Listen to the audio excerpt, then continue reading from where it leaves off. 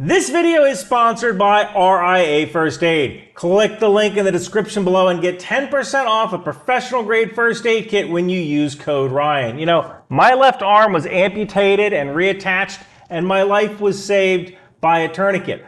RIA First Aid kits come with 2 tourniquets that can be used on adults, kids, and even dogs. RIA First Aid is a veteran-owned family business in North Idaho. They offer first aid kits and training. In fact, their head instructor is a retired Seattle firefighter and EMT who served in the 2nd Ranger Battalion and was wounded as a contractor in Iraq. So they know a thing or two about first aid.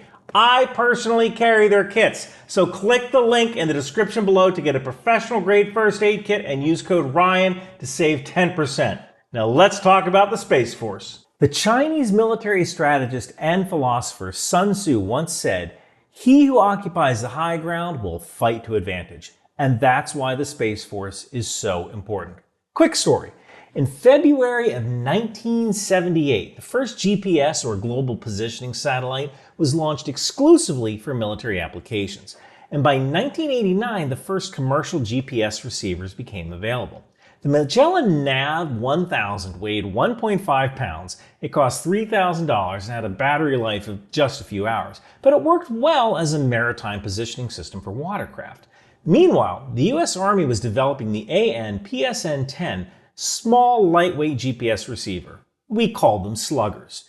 And on August 2nd, 1990, Saddam Hussein's Iraqi army invaded Kuwait and American and coalition forces were dispatched to protect Saudi Arabia. The slugger came with them, although they were mainly given to reconnaissance elements, unit commanders, and artillery surveyors. By 1991, about 4,000 sluggers were deployed in U.S. units during Operation Desert Storm. On February 24, 1991, coalition forces entered Iraqi territory in what was dubbed the Hail Mary play. Quick note for all my foreign viewers, in American football, a Hail Mary play is a very long forward pass. The idea is you send all of your receivers forward to rush the defense and you throw the ball to whoever is open. And that's kind of what was done in Desert Storm. The American forces of the coalition struck out into the southern Iraqi desert, far from Kuwait, before they hooked left. Why? Because the Iraqis only had minimal defenses in the western desert. The Iraqis thought that any unit that got lost in the desert would run out of water, and odds are you were going to get lost in that desert. But we knew something that the Iraqis didn't. We had GPS. Now, there's a legend, and it's probably apocryphal, that an Iraqi brigade commander was captured and brought to an American brigade tactical operations center. And he asked the American commander how they were able to do it. How were they able to cross the uncrossable desert? And the American commander showed him the slugger. And the Iraqi commander said, is this by brigade? Is this one slugger per division? And the American commander told him no, it was per platoon. And you can imagine what that Iraqi commander felt when he learned this fact. So when you think about it, the first Gulf War was actually the first space war. Now, for the longest time, wars were fought in 2 dimensions, on land and on the sea. We had an army for the land and a navy for the sea. By World War I, a 3rd dimension, air, kind of came into play. Now you needed a dedicated air force to gain the high ground. But today, space is the ultimate high ground. GPS runs our lives. It's in our phones and our cars. It lets us know when we left our bag someplace or where our Amazon package is. But the Space Force isn't just about GPS. Space brings all sorts of capabilities to our nation that would not be possible by terrestrial means. A system called SBIRS, or the Space-Based Infrared System, provides warning for missile launches. The Defense Satellite Communication System, or DSCS, and the Wideband Global Satcom, or WGS, provides vital voice and data services to the warfighter. This SAT is used to provide battlefield situational awareness with the Army's FBCB-2, or Force Battle Command Brigade and below, which is sort of like a combined messaging system quest map for US forces. The fact is that there are acute threats from near-peer states that are actively denying the use of space. If we're serious, it's important for us to have a service to protect and provide those capabilities. Although the Air Force Space Command was doing a great job with space, military leaders recognize that the rising reliance on space for both military and commercial uses warranted a separate branch that would safeguard and defend the space domain. So in 2019, then President Donald Trump authorized the U.S. Space Force, the first new military branch to be created in over 70 years, but with career progressions that were space-focused. So the officers in the Space Force focus on one of 5 career specialties: operations, acquisitions, cyber, intel, and engineering. The Space Force is the smallest branch, with about 8,600 personnel, but most of the officers have advanced degrees in some sort of STEM, or science, technology, engineering, and math field. And much like how the Marine Corps is situated within the Department of the Navy, the Space Force is placed under the Department of the Air Force. Also, like the Marines, the Space Force is a fully operational branch of the U.S. Armed Services. The big difference, however, is that while the Marines are fully self-sufficient, the Air Force provides support functions to the Space Force, freeing Guardians to focus on their missions. Now let's talk about how you join the Space Force. Officers start out in the Air Force Academy, or college ROTC. After your 3rd year, you can interview for the Space Force, and slots are limited to only the best candidates. You can also commission as an enlisted soldier through OTS, or Officers Training School. Enlisted personnel go to Lackland Air Force Base for 8 weeks of military training. Although the Space Force used to train with the Air Force, today they've been running their own training since April of 2022. While enlisted members are important to the Space Force, there's only 7 jobs available to high school graduates, so it's more like an officer's show. And whether you're officer or enlisted, a good Space Force candidate has a mind for STEM, science, technology, engineering, and math, but also has a military mindset. Space Force personnel are called Guardians, and that's a pretty appropriate name. The Guardians don't just guard low Earth orbit. They look inward toward the Earth to provide space capabilities to our warfighters. Now, we all know how important GPS is, but the Space Force has a number of other missions. One of those missions is the responsible use of space. In 2007, China destroyed one of its aging weather satellites with a missile. This created a cloud of about 2 million pieces of debris that were bigger than 1 millimeter in size. And while 1 millimeter in size might not sound so bad, all of that junk is traveling around at 17,000 miles per hour, and it's not coming down anytime soon.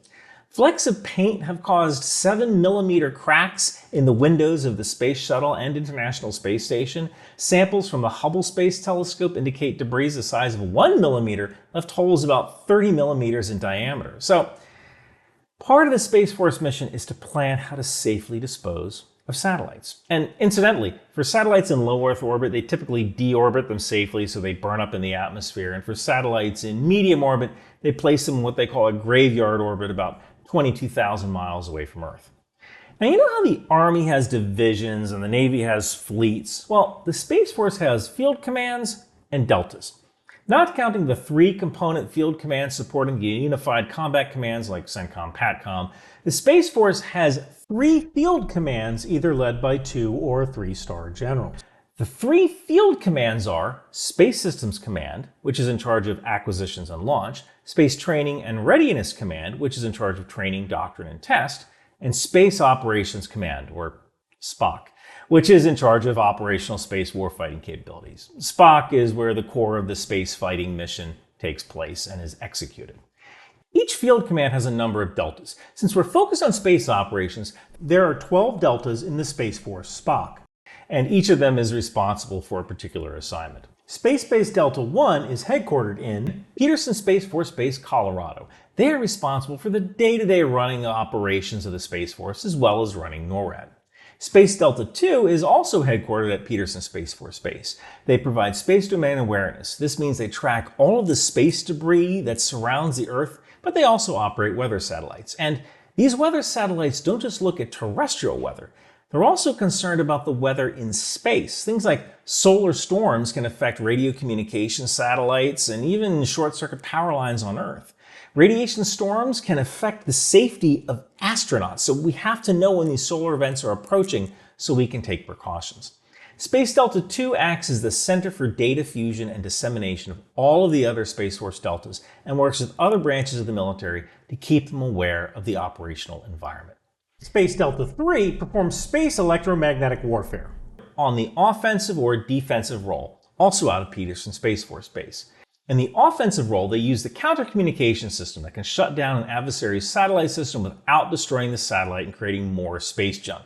In the defensive role, Space Delta 3 uses the Bounty Hunter 2.0 system for listening to adversary communications, which I can't show you. Space Delta 4 performs missile defense out of Buckley Space Force Base in Colorado. Remember how at the beginning of the video I mentioned SBIRS, or the Space-Based Infrared System? Space Delta 4 runs that system, along with terrestrial radars that perform launch warning and missile detection for the United States and our allies. Space Delta 5 is the Combined Space Operations Center, or CSPOC. This unit provides command and control of space-based access for the warfighter out of Vandenberg Space Force Base in California. Think of it as sort of like a 911 for space. If a commander on the ground needs a space asset, they issue a space support request. Space Delta 5 turns it into a space tasking order and sends that request out to the appropriate Delta. So, let's say a commander believes an adversary is using a satellite to spy on friendly troop movements. That commander can contact the CSPOC, request the degradation of that satellite. The CSPOC will then task Space Delta 3 to perform electronic warfare on that satellite. Space Delta 6 is headquartered out of Schriever Space Force Base and deals with cyber operations. Everything the Space Force touches goes through a computer, and some of the satellites that are currently in orbit were created before cybersecurity was a thing. So Space Delta 6 protects communications and satellites in order to ensure authorized use. Space Delta 7 is headquartered at Peterson Space Force Base, and it deals with ISR, or intelligence, surveillance, and reconnaissance. The high ground makes an excellent fighting position, but it's also necessary to figure out who is doing what and why. And we're not just talking about spy satellites that look inward toward the Earth. We also need to know what our adversaries are doing in space. Space Delta 7 has multiple detachments that work with other space deltas to provide intelligence collection and support. And this could range from human intelligence, where overt and clandestine methods are used to gather information from important subjects, to open source intelligence used to gather information on the adversary's space capability. Space Delta 8 is headquartered at Schriever Space Force Base as well. They control all the nation's communications and GPS satellites. Now, GPS isn't just positioning. GPS is really PNT, or position, navigation, and timing.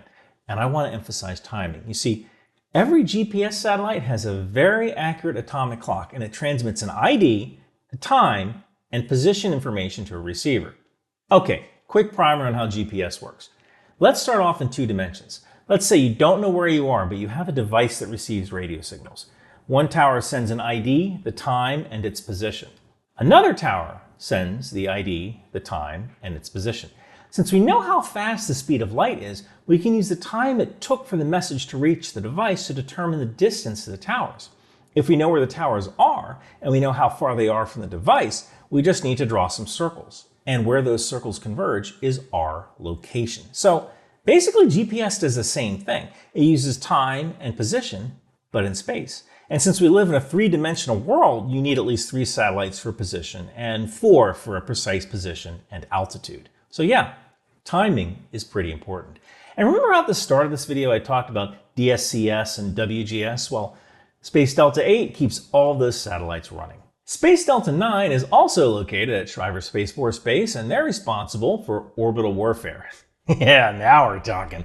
Although it's not as cool as it might sound. Now, they don't have space rangers that can perform boarding actions on space stations, although that might be on the table one day. It moreover deals with offensive and defensive capabilities of satellites. Think of it like moving satellites to deter aggression, get out of the way of a threat, or placing a satellite in a more advantageous position to gain superiority over an adversary. But none of this works without coordination. Space Delta 15 provides support to the National Space Defense Center, which includes many other intelligence community assets. And Space Delta 15 is located at Schriever Space Force Base. Think of it as a joint coordination center for all branches, including civilian space resources. When Space Delta 5 comes up with a space tasking order, it's up to Space Delta 15 to analyze and service that request using various military and government assets. Finally, we have Space Delta 18, which is located at Wright-Patterson Air Force Base in Ohio. While Space Delta 7 does ISR, intelligence, surveillance, reconnaissance, Space Delta 18 does something similar, but at the strategic level. This organization is concerned with monitoring the capabilities of our adversaries and developing new offensive and defensive systems to counter them. So that's the Space Force. You know, I own a Tesla, and I keep a laptop in my car. I wrote some of this script while sitting in my Tesla at a Tesla supercharger. The car that I drive uses a GPS system that is directly integrated and protected by the Space Force. The laptop that I typed the script on arrived in a shipping container that most likely had a GPS tracker.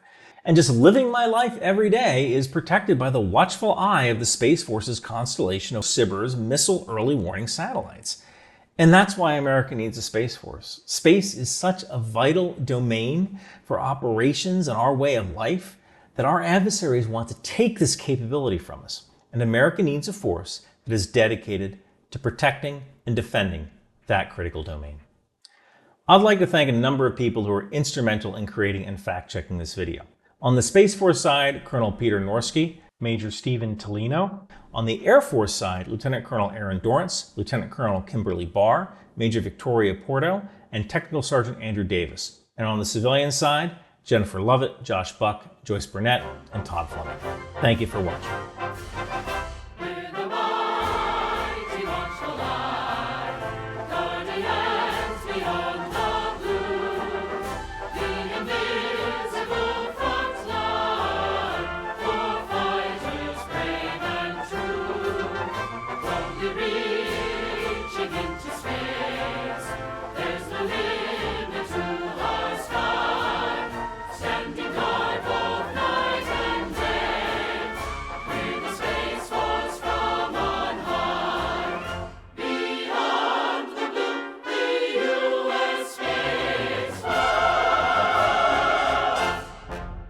Oh, hi, America. It's me, Elon.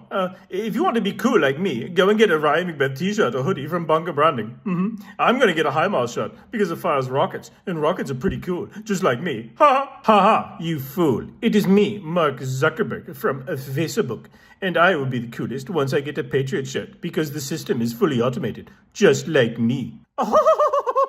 I'm going to get a U.S. Navy Department of the Boat People hoodie because I love their management style. Now, I will be cooler than any of you lads once I get my drone sweet drone shot. Yeah, I'm going to get a landmine marker shirt because they blow up just like Windows. Well, I'll tell you what I'm going to get. Oh, no, it is Steve Wozniak from Apple. That's right, you nerds. You think you're the coolest for wearing a shirt? Well, Ryan McBeth does all the work, yeah. So go buy a shirt from Bunker Branding to fund Ryan McBeth to increase your understanding. Oh, yeah!